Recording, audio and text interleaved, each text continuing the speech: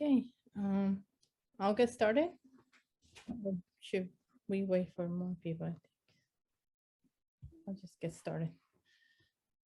Okay, so hi everyone. Thanks for being here. It's been so far a great first I2K day. So my name is Barbara Diaz-Rohrer. I'm a postdoc at the Cimini lab at the Broad Institute in the imaging platform. So I'll be joined by some of my awesome workers. Callum, Mario, and Beth, who will help answer questions during the hands-on part, and Rebecca, who in addition to helping being a TA, she will also take over the second part of the workshop. So today, the workshop is really an introductory hands-on workshop to CellProfiler, and really you don't need any experience on CellProfiler other than maybe installing the software ahead of time. We will learn how to navigate CellProfiler's user interface and also where to look for help within CellProfiler and outside of CellProfiler. And we will practice creating a CellProfiler pipeline. So like I said, if you haven't done so already, if you could please download and install CellProfiler and also download the materials we'll be using for today, instructions and images that we need for today. So both links should be on the Zoom chat already. If you haven't done so already. So CellProfiler is an image analysis software designed for biologists to facilitate image analysis and quantification on few images or millions of images. Quantification is very important because even though some images might be very easy to see the differences, they can also fool us. Like for example, on this one, where you might think the cell A might have a brighter nucleus than cell B, you can actually see the same brightness for both of them. Or if you were thinking like which circle in the middle is bigger, and you might say circle C might be bigger than D, they're also the same size.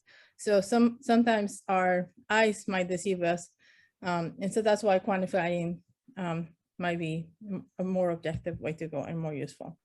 So especially in real data, where we can even use measurements like the localization of a particular protein of interest, or we can add many different features that we can measure, like morphology or protein levels on a cell.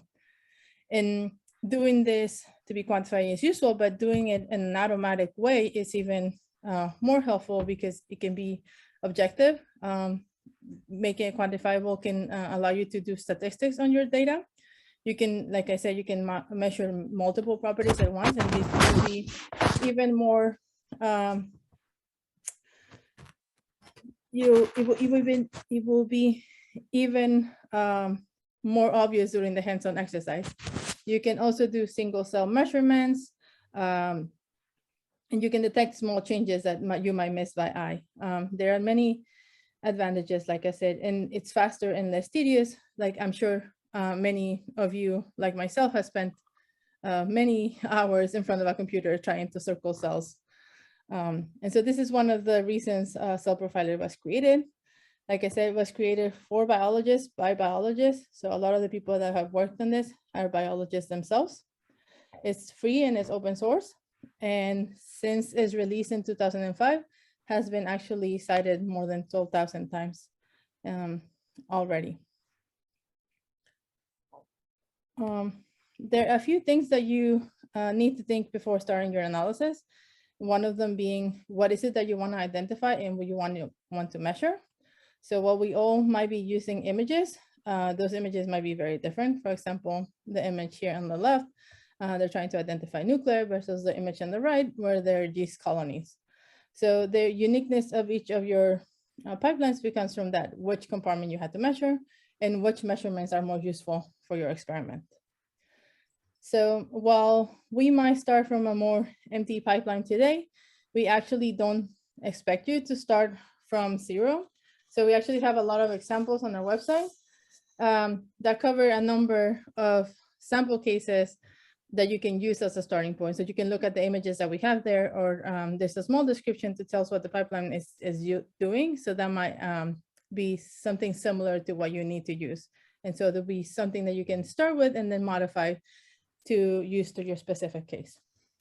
So before we go on our hands-on exercise, I'm going to go through a quick introduction of what the CellProfiler user interface looks like. So this is the CellProfiler user interface. Here on the left, we have the pipeline panel, which has the modules that have been added to your pipeline. On the right, sorry, there is the settings panel. And on this one, it will change depending on which module you're working on. So for this one, for example, we have the images module highlighted. So that's the settings panel that we're looking at. And as you can see, it has this little pane where you can drop your images that you could be working on. But as I said, depending on what module you were working on, the setting panels will change.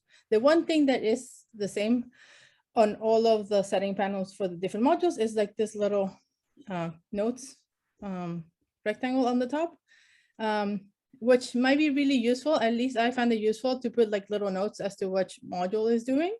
And that will maybe be helpful for you when you're coming back to a pipeline, or if you want to share this pipeline to kind of quote why I put this module here, or what I selected as specific setting on this module. There's also all these little question marks that are actually the help buttons. So if you click on this one on the bottom left corner, it will actually open the help for the module that you have selected. And if you click at the ones that are at the end of each one of those settings, that would actually pop up a window with the help for that specific setting. There's a start test button that we will talk about more in a few more slides, 2 slides. And there is an output settings module where if you click on it, you can actually select the folder that you want CellProfiler to save your data once you run an analysis. And the analyze images button, where will you start your analysis run. There are 4 modules that are above this gray line here. Those are called the input modules, and those are always there when you start CellProfiler. And there are 2 that are required, and that will be the images, where you put your images, and the names and types that have to be set up. And then there's a metadata and a groups module that are optional, but it is very important that if you're not using them, you do select the button where you're not using them, so that, or that they properly set up, because they all work interconnected. So if they're all not set up correctly, then the module won't correct those image sets that needed to run CellProfiler. So the images module, like I said, is where you put your images. The metadata is where you can give CellProfiler other information on the images. The names and types is where you'll name your images with the names that you'll be using throughout the modules. And you can create image sets, and you'll see more about that on the hands-on workshop.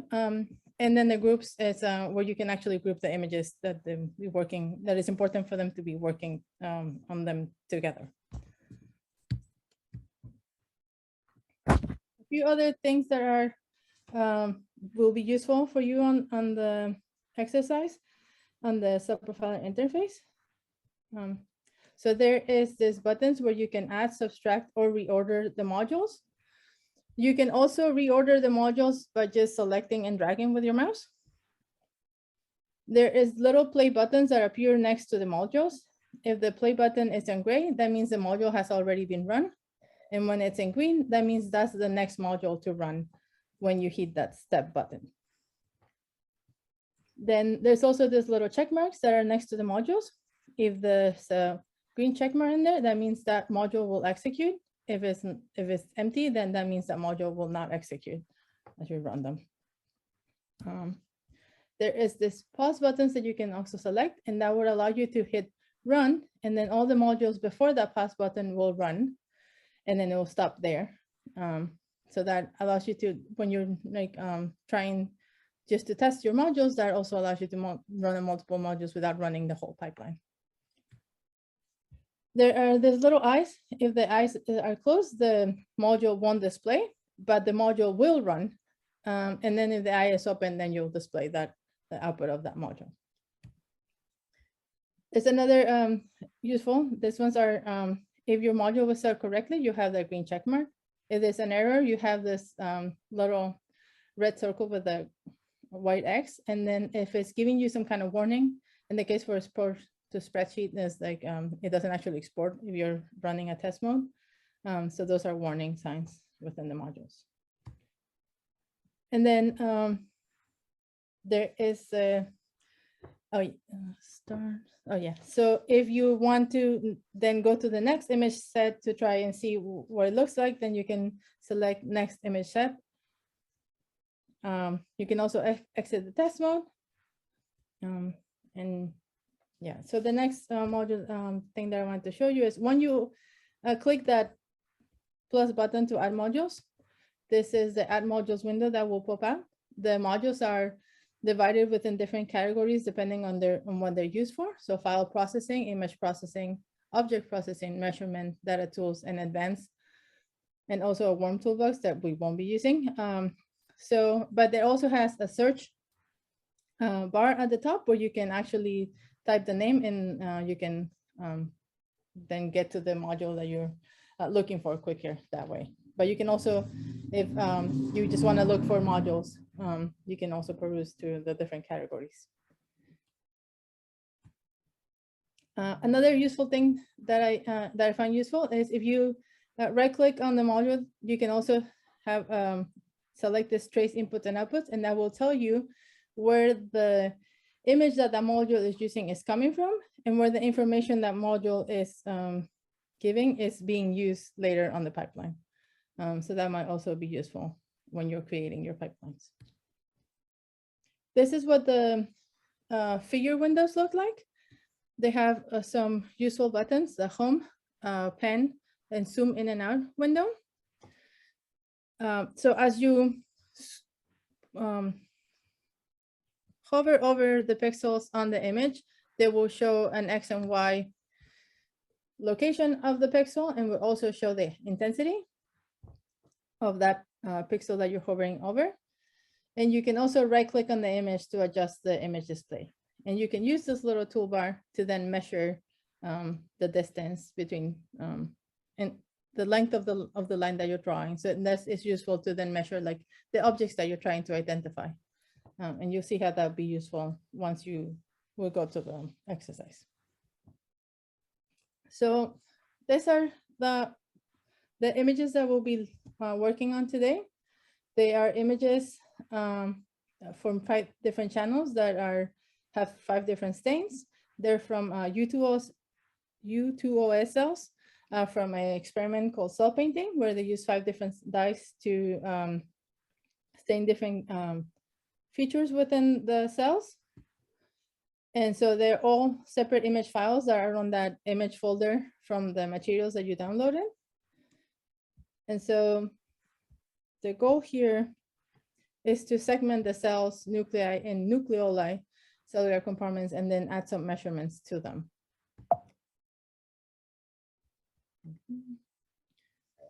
So there are instructions on that materials folder. It's a PDF called CP Beginner Segmentation. On this first part, we'll complete part 1 to 7. It should take us about around 30 to 40 minutes. We'll work on breakout rooms. And the 5 TAs, like I said, will be visiting the rooms if you need to see if you need any help. But if you do need any help, you can also just push that ask for help button and one will come to your room. We want you to interact with each other. So maybe once you have your breakout rooms, start by introducing yourselves. All the materials that you can see are freely online. So there's really the major benefit for being here is to interact with each other. So we find it easier if one person can be operating CellProfiler while another one is reading the instructions. And as you go through the steps, you can even rotate these jobs. And like I said, ask help when you need it. There's 5 TAs today that will be jumping around the rooms. Great. So there's 30 participants, so maybe we'll have 3 to 4 people per room. So we're set for 5 people per room. So. Okay, so 5 people per room. Great. I'm gonna go ahead and open the rooms now. Yeah. And we'll see you in 35 minutes. 32. Great. That maybe took a bit longer than we had planned, but we'll work on the second part and Rebecca will take it over from here. We might stay a bit longer past the 5:30, which we're expecting to finish, if that's okay with everybody. Yeah, so the first thing we have is, I have a slide that just says questions. Before I start the recording again, oh, I guess it's still recording. Maybe I'll, and then I'm gonna go share my screen. Cool. So you guys can see my slides? Okay, perfect. So by now you've hopefully segmented cells, nuclei, and cytoplasm. So in the next section, after this brief talk that I'll give, we're going to go one step further and add some additional image processing to allow you to segment an additional cellular compartment, nucleoli. So let me just, oops, sorry, there. So we saw that with the cells, the nuclei, and the cytoplasm, detecting objects really meant what we needed to determine which pixels in the image corresponded to our objects of interest and which are background. So this is segmentation. And this is based off of the idea that the objects that we care about should be bright, should be white in our mask, and everything else should be dark. Here's an example of that for some nuclei. So the things that we care about are white, the background is dark. That's basically what you were doing with identify primary objects and identify secondary objects. Only you saw these as different colors that showed you specific instances of nuclei within the whole image. Sometimes this is relatively easy to do. Sometimes it's a lot more complicated. So sometimes taking the raw image, like here's an example of this, and trying to divide those pixels into foreground and background is challenging. So this is an example of this. It's really hard to tell where the specific nuclei are from this particular stain. So it can be helpful to process the image and to change it to enhance or suppress certain features. So there are a ton of different ways to do this. And you might be thinking off the bat, like, whoa, I was told to never change my images ever. And that's true sometimes. We definitely don't want to measure intensity values on an image that we've processed for segmentation. However, for segmentation purposes, basically any transformation you can think of is legal. It's okay. If it helps us to decide to see where the cells are or the nuclei or whatever object you're interested in, if it helps us perform that segmentation, it's good. So however, as I just said, it doesn't apply to anything that you're measuring. You definitely don't want to do a bunch of transformations and then try to measure within those images that you've changed. Okay. So we might need to enhance dim signal or do something like block out really bright debris in your image. And here's an example of what that might look like for our previous image. Here on the right, we have something where the background is kind of suppressed and the individual nuclei stand out a little bit more. This might be an easier one for us to automatically segment. Within CellProfiler, there are a bunch of image processing modules, things that enhance dim signal, suppress bright debris, or enhance a particular pattern or feature within your image. This could be things like dots or speckles or neurites within your image. Or you might want to do something like combine multiple different channels into a single image and then segment that. And these are just a few examples. Here's some from the image processing category that you can find again through searching the image processing category when you add a module or just typing in any part of these names to with the add module window open. So things like enhancing edges, enhancing or suppressing features, which is good, as I said, if you want to do like speckles or neurites or dark holes in the image, smoothing, cropping, or combining different channels together. And we also have some advanced modules as well, things like Gaussian filtering, matching template. I'll also highlight the run image.j macro. You can actually just run an entire image.j script or macro within CellProfiler if there's something more complicated you want to do that CellProfiler cannot do. So definitely check those out. And the more transformations that you do before segmentation, I will just say the more critical it is to really check that your segmentation is working appropriately. you want to look at your outlines of your objects on your raw images and do a gut check, do a sanity check. Does this match with what is reasonable for my nuclei or for my cells? Which is, okay, cool. Here. So there are a couple of different ways to do this, different modules that accomplish this in slightly different ways. I'll talk to you a little bit about some of these. We have overlay outlines, overlay objects, and the workspace viewer. So overlay outlines, this is just an example of what the output from that looks like when you run it. Overlay objects just overlays instead of the outline of the object, the actual object is like a colored blob on top of the original image. And then the workspace viewer over here. So with overlay outlines and overlay objects, this is producing a new image that you can then save out if you would like to run a whole pipeline, analyze a bunch of images, and take a look at the segmentation afterwards. This can be really useful. If you want to do things more iteratively and kind of in progress as you're looking at your pipeline, the workspace viewer can be really useful for this. So this can be used to put multiple channels, as many as you want, and multiple objects on top of your image. You can even do things like if you measure your nuclei or cells, you can put those measurements on top of the individual nuclei or cells that they belong to. You can also do that with some of these modules as well. So this can be useful for things like I want to create a cutoff to filter my nuclei. Here I can actually see the location, the center X, or you could do something like the diameter of those nuclei. So it can be very useful for filtering, very useful for, in general, assessing segmentation. And if you change the module and then run it again, the workspace viewer will update with the new outlines. This can be a very useful tool. The one thing I will say about it is if your pipeline is really memory intensive, or if you have a ton of images, it can crash sometimes. So definitely save before you run a pipeline and with a bunch of images that's memory intensive, and open the workspace viewer. All right, this is how you access the workspace viewer. Within the main CellProfiler window, it's right down here, right above the add module button. I will highlight that in red. You can use this to open the workspace viewer, and then, like I said, run through your modules, tweak things, and then see how that affects your segmentation. All right, that was pretty fast. For now, we will turn back to the exercise. And if there are any questions now, I'll be happy to answer them too. I just wanted to introduce you to some of the other imaging processing modules that exist, as well as some of the options that we have for checking your segmentation.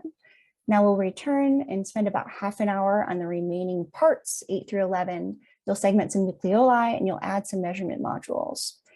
If you run out of time, or sorry, if you actually have extra time, feel free to run your pipeline and analyze all of your images with the Analyze Images button, and this will generate results for you. All right, so with that, if there are any questions, I'm happy to answer them. If not, we will go to our breakout rooms. After about half an hour, we'll come back and I'll do a very short wrap up that will just say where to go for more help and to get more resources. Question, yes. Hello. Is it possible to have custom modules? Because we were adding a lot of modules that you could change the parameters of, but can you make your own? Absolutely. Yes, you can make your own. Oh, cool.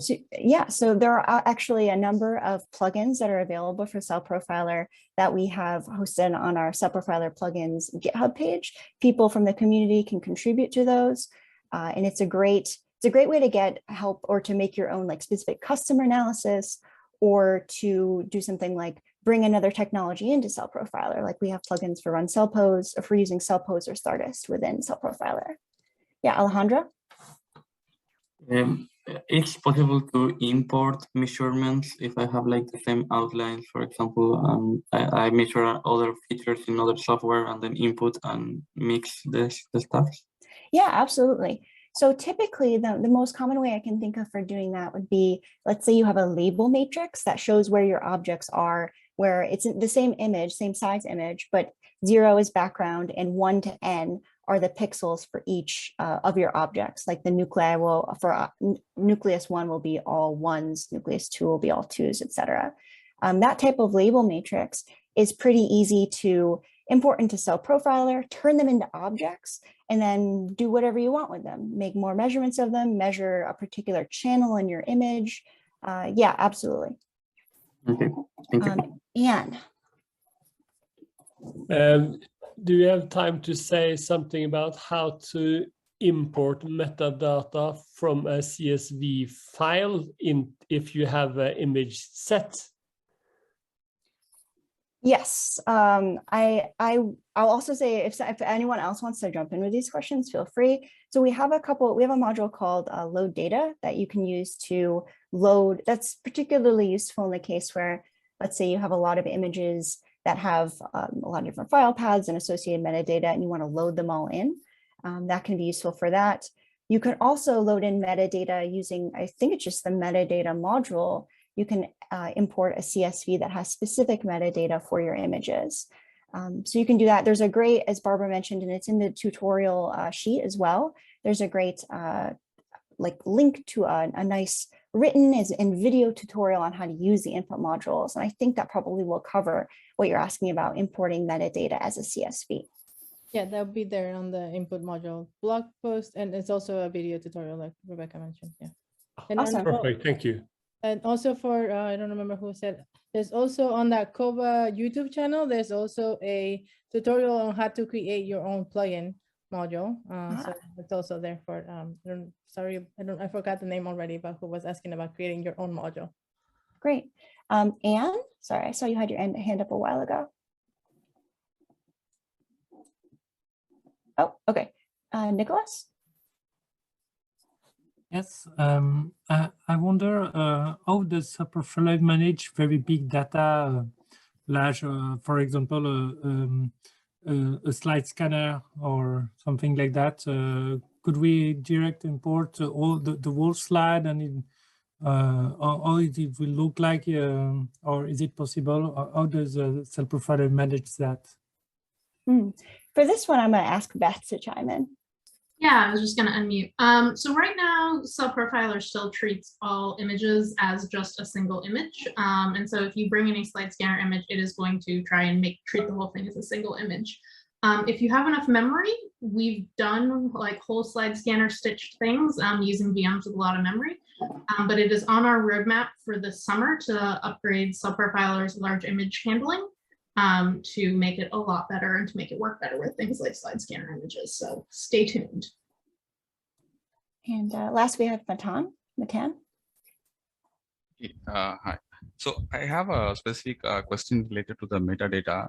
So wherein let's say, is there a way to just extract information from the locally stored images in a specific high content imager? The reason why I have this question is for example, in our case, we are using Operator Phoenix, where we normally export the data after it gets transferred to the server, which is the Columbus. So we are trying to get the CellProfiler installed in the local system so that we have access to the local raw TIFF files, which is stored locally. But the file names given to the each raw TIFF files, right? It's very unique. So have you had any experience in extracting those image files? So the question specifically, you have a separate file that includes relevant metadata for like what channel, like what the image names mean and stuff? Yeah, exactly. The expression of the plate expressions that normally the syntax what we extract from the raw images, right? So especially the locally stored raw image TIFF files. Right, and you said you use Opera Phoenix? Yeah. Yeah, so, and do you get an index file when you export your images? Like an index.idx.xml file? Yeah, XML file. Yeah, there is. It is going into the data structure in which the database structure in which it is getting stored is in a different folder. It's kind of like sorted to each separate folders, like raw images in a separate folder and the XML file in a separate folder. And the only identifier where I can just link all these connections or the plate name and the folder name. But once I go into the folder name, I have the info for the XML files, But then like when I refer to the TIFF file, raw image TIFF files, it's not somehow it's not relating. That's a good subject for our forum post if you want to sort of post some example things for that. But probably there's a way to do it, but it'd be great to see specific examples. Sure, I'll post it there. Yeah, thanks. Yeah, and definitely check out the same tutorial we mentioned before and load data. Okay. All right. So I think with that, we can go back to the breakout rooms if there are no more questions. And then, like I said, there'll be a really short like wrap up at the end. Okay, so let me just share my screen, do the last little bit. Okay, so let's say you still have more questions, you need more help. We strongly recommend you make a post on the image.sc forum. There are tons of experts from various open source imaging softwares or image analysis softwares, CellProfiler included. So if you make a post and you tag it with CellProfiler, chances are one of us is going to read it and respond to you pretty quickly, relatively quickly, as soon as we can. So definitely encourage that. And other people, other image analysts or biologists also can contribute and kind of help each other learn about CellProfiler and solve problems that we're having and get better image analysis results. So definitely check out image.sc. And with that, we just want to thank everybody in the lab and the imaging platform. On the top, we have the Cimini lab members, all of us. And then the bottom, we have the Carpenter Singh lab, our sister lab within the imaging platform that do some more of the data profiling and data analysis. And also thank you to our biology collaborators who really drive us to add new functionalities and to improve CellProfiler and our other softwares like CellProfiler Analyst and Pixini all the time. And thanks to COBA, the Center for Open Bioimage Analysis, for funding. Yep, just those two slides. I don't know if there are any other questions, but I'm happy to stick around and help answer them, or definitely please make a forum post. And that also benefits everybody because your question exists for the future and for everybody. All right, and if there's nothing else, then see ya.